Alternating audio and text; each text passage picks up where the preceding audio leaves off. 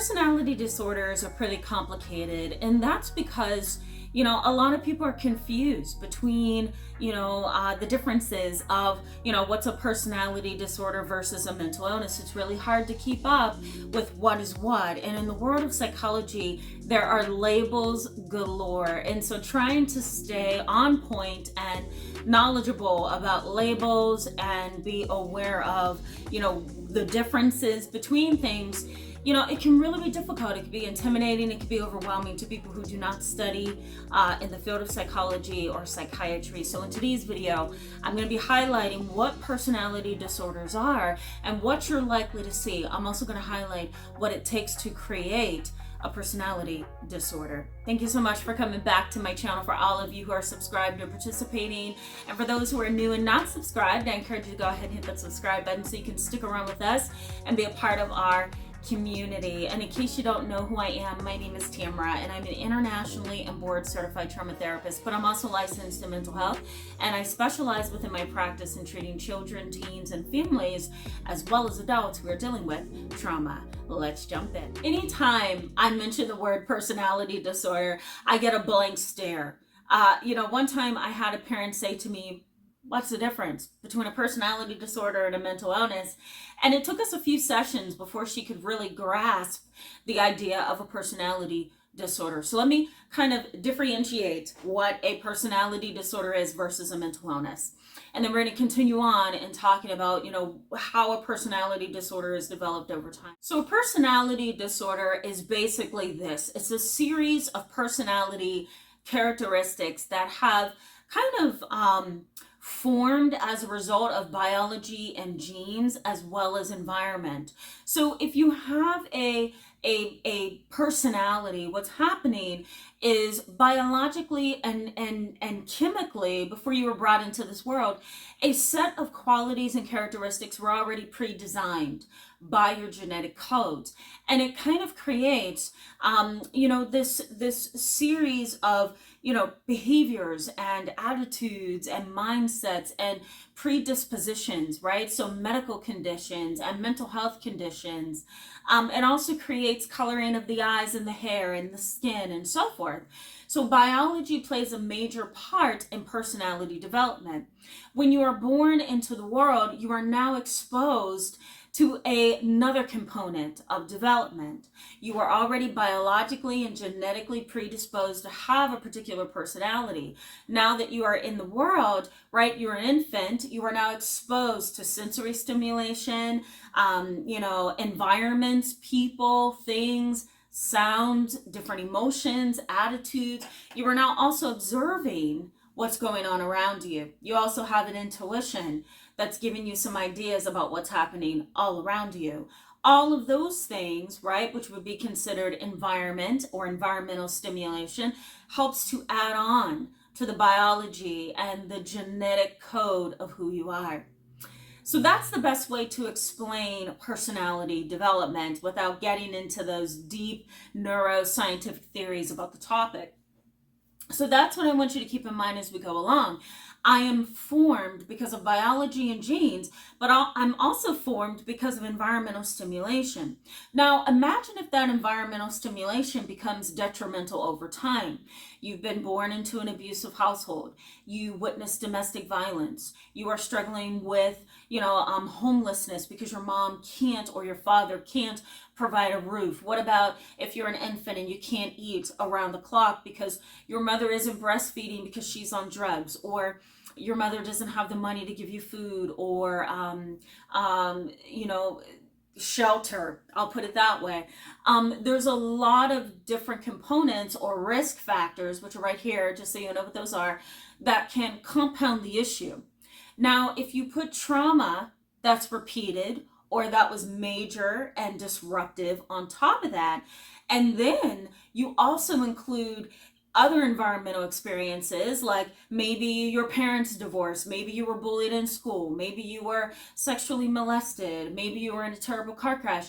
You add all of that on top of that, now you've got another layer of development. And so your personality develops over time as a result of all of those experiences.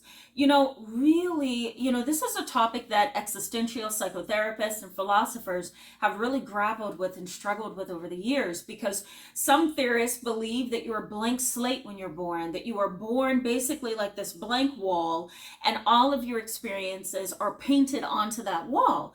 But then other people say that you are, or other theorists, I should say that you were born in this world with a particular genetic code, and it depends on experience, that's going to determine which way you're going to turn out in life. There's a lot of theories. There's also the resiliency theory, which says that even if you have trauma, even if you have dealt with a difficult child development, you still have the ability, because of neuroplasticity. Here's the terminology, or the definition I should say for that. Because of neuroplasticity, and because of the human's extraordinary ability to bounce back, that you can actually become an okay adult. Just because you've had a traumatic childhood, or you've been predisposed biologically to certain personality traits, doesn't necessarily mean that you're going to grow up and be a pretty messed up or difficult or complicated person. There are theories out the wazoo.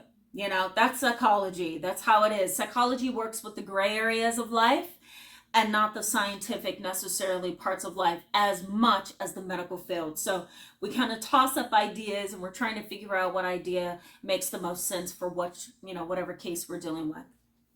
So that's kind of how I want you to kind of keep that in your mind as we go along in this video. Now, let's say, for example, you have a very difficult development or childhood development, and now you're an adult. Now you're exhibiting characteristics of a personality disorder. In the community section, I'm going to post a poll. I asked you guys to vote and let me know what you want to see every single day for an entire week. What, personality disorder or set of personality disorders would you like me to focus on? And you chose either cluster A, cluster B, or cluster C. If you haven't, go ahead over and vote. You're going to help me determine what set of videos to do for you guys for an entire week in August. So let me know what you want to see. But in that poll, I'm going to be focusing on in that video, I should say, whatever video that I choose, I'm going to be focusing on narrowing down just what these personality disorders are and what science and neuroscience says about them and how they're exhibited. But let's say that you have really struggled, and now you have borderline personality disorder. What are you likely to go through because now you have a personality disorder? Well, I think the best way to look at it is this way. Now you've had a personality that was already inborn, right? The genes and the biology, created within you a set of characteristics that you can't erase. Experience has now been added to that equation, and it has either made you better or worse, right? It has either caused you to develop in a healthy, positive way, or it has caused you to regress in a lot of ways, right? It just depends on what you're experiencing. Then we can add on stress. We can add on unresolved trauma. We can also maybe add on intergenerational trauma. All of those different layers have now created this you. And so now this you that you have become is problematic because you have symptoms of borderline personality disorder. What has happened here? Again, it's the intersection between biology and environment, and boom, there's BPD. When a personality disorder occurs, something has gone wrong. Something has gone wrong.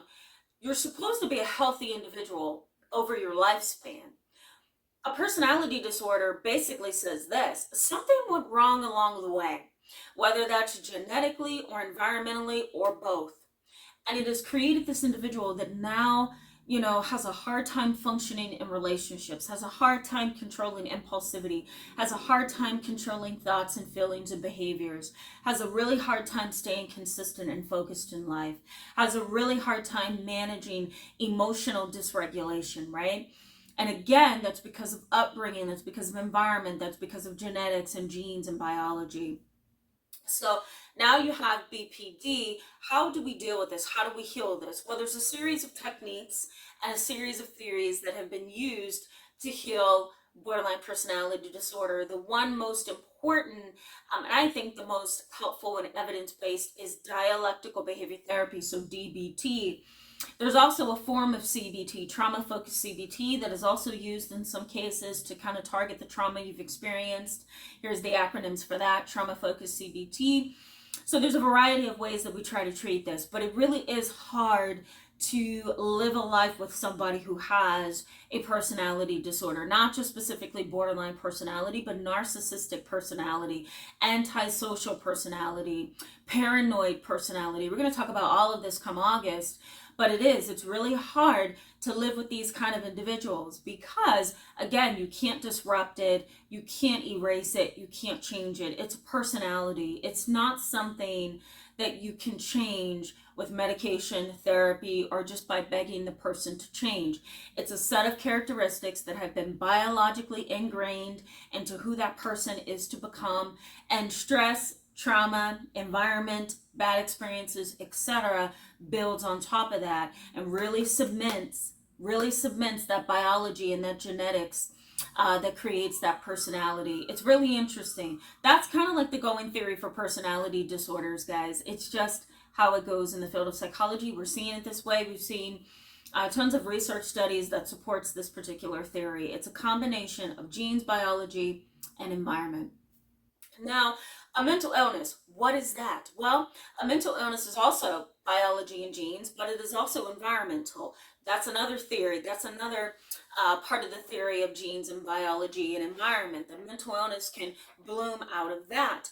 But what I want you to understand for the purposes of this video and the whole week of videos that's coming up is that personality disorders are more characteristic, meaning they involve qualities of personality. They are more inborn, concrete, right? They are more firm. They cannot be moved just because you want them to.